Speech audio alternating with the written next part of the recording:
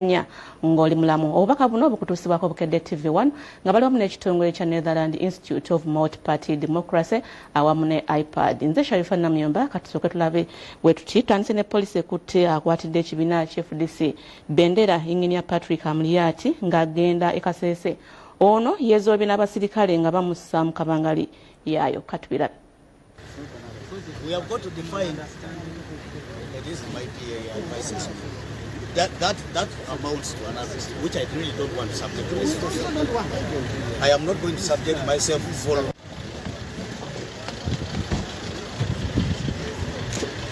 And who is this? This guy dressed in plain clothes. You first get out, let his bodyguard sit there. That guy dressed in plain clothes is not allowed. Define whom that is. So you sit.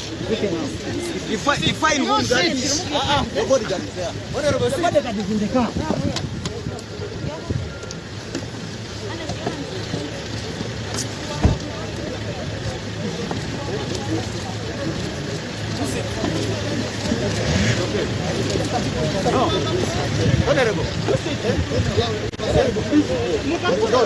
See what your men are doing to you.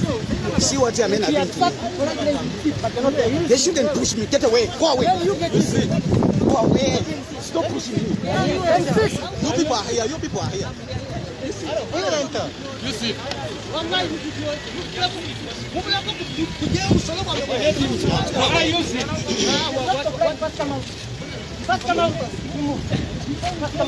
out. No, I'm not going to be pushed like this. Let him. This is too much. Sit with him. Sit.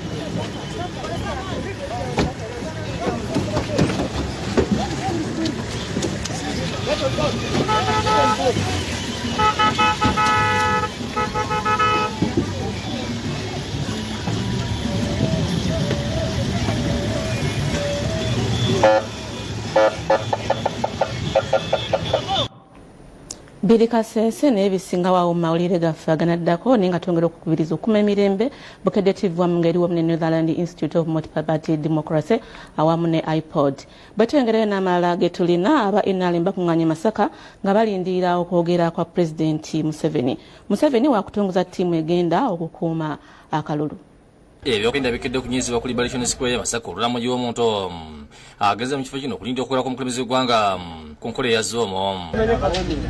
Abakuŋŋaanye kuliko abaliko obulemu mu bbendobendo lya Masaka abakyala ssaako n'abantu abakola obulimu obutonotono. Museveni era waakutongoza ttiimu egenda okukuuma akalulu ke nga 14 omwezi guno. Okusinziira ku batesitesi, Museveni waakogerera Masaka mu bifo bibiri ng'asinga n'abantu ab'enjawulo ku mitendera egitali gimu ng'ayita ku mitimbagano mu nkola eya zoomu. Muzeeyi yakoze ekitali kya bulijjo obukulembeze bwa wansi n'ab'ekitiibwa ne bukola emirimu gyabwo. Apromotinza abaana abawala okusoma n'abawadi basaluzi ez'enjawulo okusinziira ku baana abalenzi. So omukazi w'olwaliro omukyala waliro Pulezidenti Museveni yamusonsowaza nnyo. Egrawundi eri endala tulinayo abageto y'e Masaka then tubeerayo n'ababodaboda era ab'e Masaka. Era Museveni waakusiba mu Masaka. Ajja kusiba mu Masaka. Bwe tuva tujja genda awalala tukole zuumu nga bwe tuba tukibabuulidde. Muzeeyi yatusabye tutamuze zuumu zino mu bitundu by'atanaba kulumikamu nnyo. Naye nga mbadde nsuubira nti nina okujja mulabako maaso ku maaso. Nalabike nga nteekamu obuwagizi n'okulabika nga mutuukirira. William Yondo Mobedi Rutale bakusakidde guli eno Bukedde TV.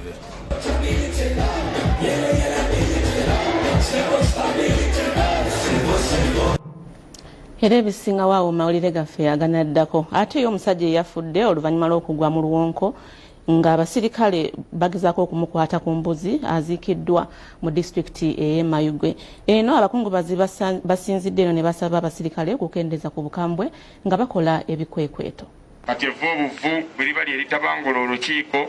Franco Dongo eyafudde oluvannyuma lw'oggwa mwala nga paatu ya poliisi emugoba aziikiddwa ku kyalo ky'Ensumba Kigulu mu ggombolola y'Ekigandalo mu disitulikiti y'Eyagudde.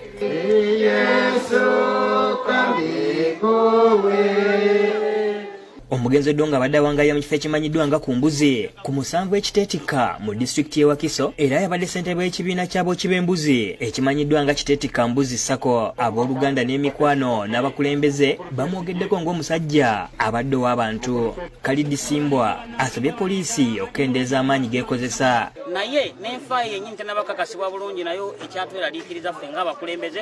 Haji Beka Kazibwengo n'agala kifo ky'obwammeeya Kasangati asabye abantu okukola emikwano ng'era omugenzi bw'abadde ekyokulabirako eri buli omu. Kitukoze kufulaka kujja okuziika ekigulu gye tuli musatu omwami yabadde mulungi nnyo era nkubiriza abantu be Kasangati mwenna mwegere ku Frank mukole eŋŋanda mukole emikwano nga bw'olaba kati nze ndi mukulembeze naye nasazeewo byonna n'ebibiina ebya Frank omuleeta paka wano. Rita Martha Nakaiza nga yeesimbye ku kadi ya NUP agumiza abakungubazi wabula n'abakuutira okulonda obulungi. Nti okufa kyambalo twena tukola ki kyambala ate akaseera oti ni kano kaba kazibwino aye twena nengira tudasabira abaana ni bannamwandu mugume Katonda abasiba ekikakata. Abooluganda b'omugenzi nabo bavumiridde ebikolwa bya poliisi. Kitegulange ko mwana wange tayinza kwizibwawo nga poliisi weyasaza okutuusa ku mwana wange okufa. Nsaba gavumenti bambi zene nambe nfunire muwa ku mwana wange gwemba nabonaire ibanga nga nsomesa.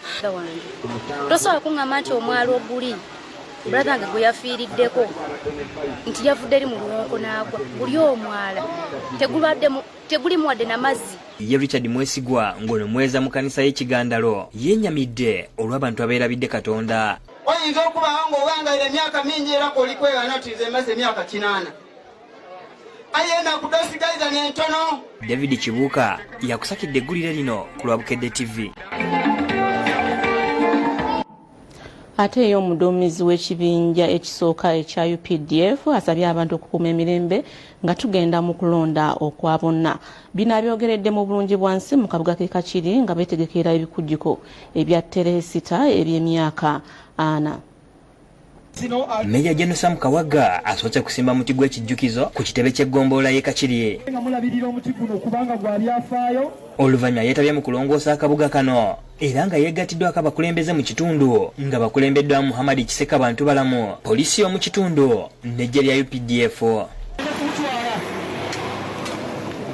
Ono alomboza ebyafaayo bya Kakiri mwategereza nga bwe bagirumba emirundi egyawera 3 era ng'erina bingi byebajjukiza. Kakiri eno etujjukiza ebintu bingi nnyo naye era n'ensaba abakulembeze tulabe nga tukolera Kakiri eno tukitwale ewala maaso.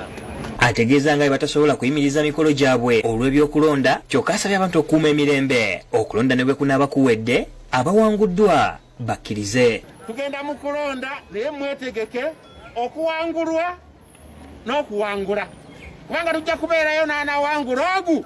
Abakulembeze b'omu kitundu kino basiimye UPDF olw'akaweefube waabwe. Twongedde okunyweza enkolagana yaffe nammwe era ffe ng'abatuuze bwe tulaba amagye bwe tubeera n'obuzibu tuddukira eri magye kubanga amagye tugatwala nti gaffe. Tweyanzizza nnyo UPDF okujja okutukolera omulimu gwekoze kati era okuggulawo toyireti eno okuba nti etaasizza abatuuze. Era nkubiriza abatuuze baffe ng'olunaku lwaleero bwe tulongoosezza ekitundu kino ebeere enkola yaffe. Ate ssentebe wa LC5 e Kalungu Omulangira Richard Kyabagu kali amaggwa asabye amagye okuzzaayo emisomo gya mukyaka gyongere okuzigula abavubuka okwagala eggwanga lyabwe. Era singa ekyo kinaakolebwa titugenda kufuna bino bya bakasuka mayinja. Mu budde obwo mukyaka we yabeererawo bwaki twamuyita abantu baafunanga okumanyisibwa eggwanga lino gye livudde ne gye liraga. Ategeeza nti mukyaka yeyamba nnyo okumanyisa bannayuganda obuvo n'obudde bw'ensi yaabwe n'olugendo lwe yali etambula okutuuka NRM lwe yakwata enkasi. Abyogeredde ku mukolo okutongolezeddwa ebikujjuko bya tarehe sita e Kalungu. We thought at 40 it is very important that we come back and not only say thank you, but we also do some renovations. Minisita by'obulimi n'obulunzi Vincent Bamulanga Kisempijja, RDC Pastor Karebo Tukayikiriza ne Brigadier General Emmanuel Rwashende be bakulembeddemu ebikujjuko bino. Timu ya muje mukoze erina enkwatagana relationship n'abantu ba bulijjo. Minisita Sempijja asabye bannayuganda okulonda abo abalina enteekateeka ennungi. Kuleeta bukyayi mu bantu na kuleeta busungu obutategerekeka gye buva ndabanga abava ku mulamwa. Kizawire ne Sennabuli abagalayina be bakusakidde egguliro lino ku Lwabukedde TV. Ate yo poliisi mu disitulikiti y'Ebuyikwe emaliriza omulimu gw'okutendeka abasirikale abagenda okukuuma emirembe mu kulonda okugenda okubeerawo ku ntandika y'omwezi guno. Abasirikale 138 okubadde abasajja 777 n'abakazi 261 be bamaliriza okutendekebwa era ne bafulumizibwa ku mukolo ogubadde ku kisawe ky'e Najjembe nga gukulembeddwamu omubaka wa gavumenti mu disitulikiti y'Ebuyikwe Jane Francis Kagayi.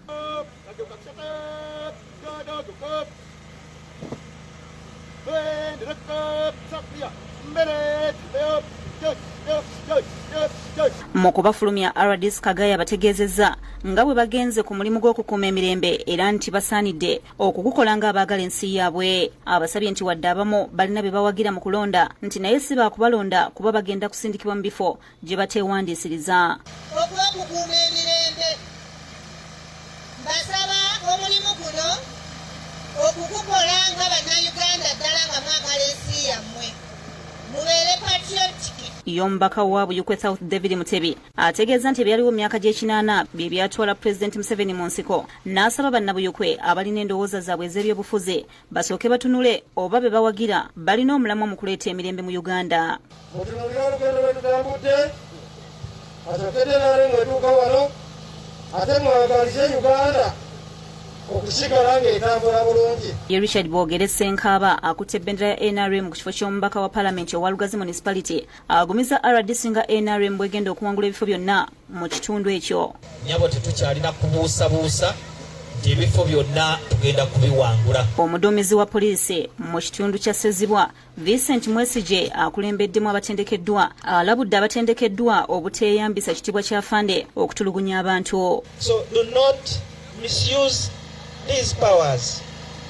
Practice what you have been taught and the future, the sky will be the limit for your future. Mu ngeri yemu Pulezidenti Museveni awadde ba crime preventers mu Busoga obukadde 120 okwekulaakulanya. Ensimbi zino ziweereddwa okuyitira mu ssako zaabwe nga buli ssako mu buli disitulikiti 12 mu Busoga yakufuna obukadde 10. So, sente zammwe weziri banka ezirina wano. Blaise Kamugisha akulira ba crime preventers mu ggwanga ategeeza nti ssente zino ze zimu ku buwumbi 12 Pulezidenti Museveni ze yasuubiza ba crime preventers bwe yabasinkana e Lugogo mu 2017. If you can use the 10 million, the way we are saying that it is kubeera ziri evolving bituzikolesa bulungi munfuna within 1 month ne balance ekyakola ki bajja releasing based on how well yemukolesa sente ziri osambode kuiba sente dambwine mubala all people fighting. That's not the only crime. There are many crimes. So crime preventers, it is incumbent on you. Mukasa Kivumbi ne Ivan Lubega bakusakidde eggulire lino ku Lwabukedde TV. Tumulamu katono nnyo tukomano ekitundu kyaffe ekyokubiri.